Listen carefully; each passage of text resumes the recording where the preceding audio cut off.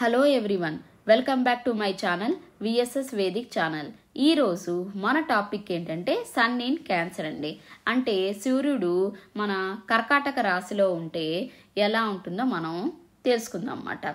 So ఇప్పుడు cancer అంటే ఏంటండి, 4th హౌస్కి సంబంధించిన ఒక సైన్ అన్నమాట. క్యాన్సరే 4th హౌస్ని రూల్ చేస్తూ ఉంటుందన్నమాట. ఇంకా 4th హౌస్ దేనికి సంబంధించిందండి?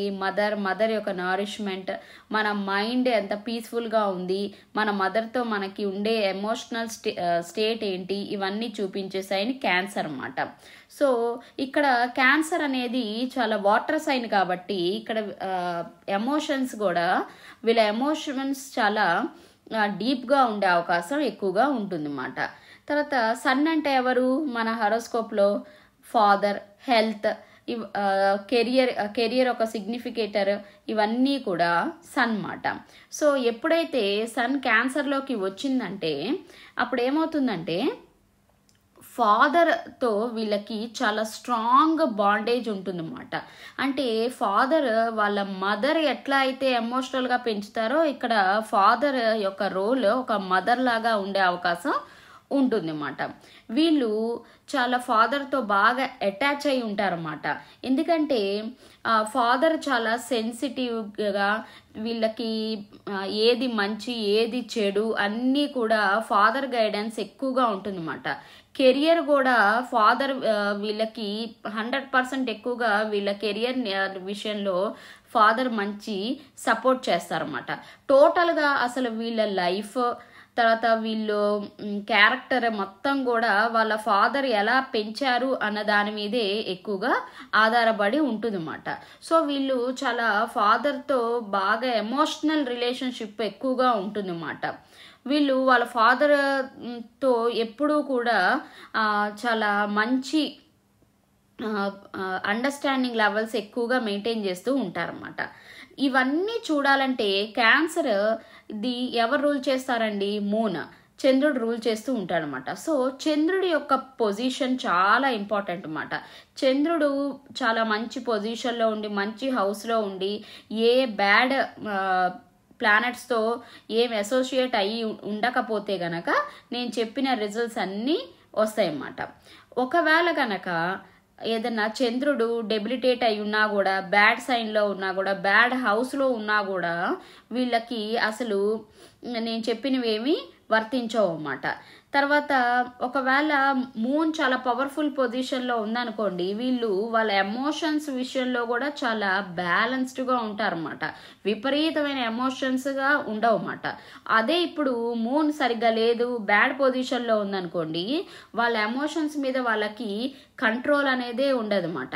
వాళ్ళకి అసలు ఎప్పుడు ఎమోషనల్గా ఫీల్ అవ్వాలో, ఎప్పుడు డిప్రెస్డ్ అయిపోతారో తెలియదు అన్నమాట. అలా ఉంటుందన్నమాట. అంటే వాళ్ళు చాలా ఇంబ్యాలెన్స్డ్ మైండ్ సెట్తో ఉంటారన్నమాట ఒకవేళ మూన్ గనక సరిగ్గా లేకపోతే. సో మూన్ అనేది చాలా మంచి పొజిషన్లో ఉండి స్టేబుల్గా ఉండి ఎగ్జాల్ట్ అయ్యి ఉంటే గనక వీళ్ళు కూడా చాలా ఎమోషనల్గా చాలా బ్యాలెన్స్డ్గా ఉంటూ ఉంటారన్నమాట. వీళ్ళు జనరల్గా కూడా క్యాన్సర్ ఉంది కాబట్టి ఇక్కడ వీళ్ళు చాలా వాళ్ళ ఫ్యామిలీ మెంబర్స్ అన్నా, వాళ్ళకి చాలా దగ్గర వాళ్ళన్నా బాగా కేరింగ్గా ఉంటారు, బాగా జాగ్రత్తగా చూసుకుంటారన్నమాట. చాలా ఎమోషనల్గా అటాచ్మెంట్స్ ఎక్కువగా ఉంటాయి అన్నమాట వీళ్ళకి. తర్వాత ఇక్కడ మూన్ పొజిషన్ సరిగ్గా లేవనుకోండి, వీళ్ళకి హార్ట్కి రిలేట్ ఉన్న ప్రాబ్లమ్స్ వచ్చే అవకాశం కూడా ఎక్కువ అన్నమాట. ఇక మనం క్యాన్సర్లో చూసుకుంటే మొత్తం 3 నక్షత్రాలు ఉంటాయి అన్నమాట. సో సన్ ఆ 3 నక్షత్రాల్లో ఎలా బిహేవ్ చేస్తారో ఇప్పుడు మనం తెలుసుకుందాం.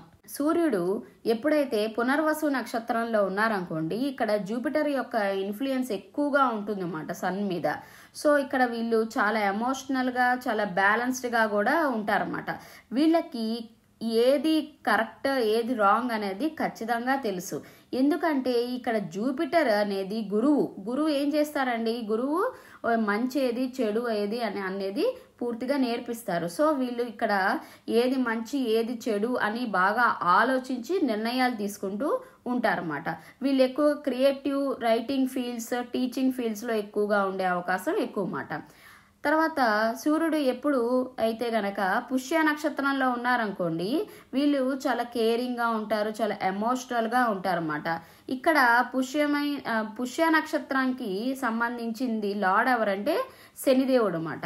సో శనిదేవుడు ఏం చేస్తాడంటే చాలా ప్రాక్టికల్గా, చాలా డిసిప్లిన్డ్గా ఉన్న ఎమోషన్స్ని ఇస్తారన్నమాట.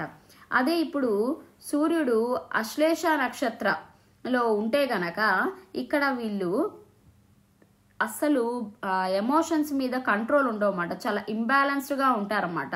అశ్లేష అనేది ఏంటండి, ఒక పాములాగా ఉండే ఒక ఎమోషన్స్ అన్నమాట. అంటే ఏంటంటే చూడండి, అది ఆ ఎమోషన్స్ ఎటు తిరుగుతాయో ఎప్పుడు ఎవరు కరెక్ట్గా గ్రహించలేరన్నమాట.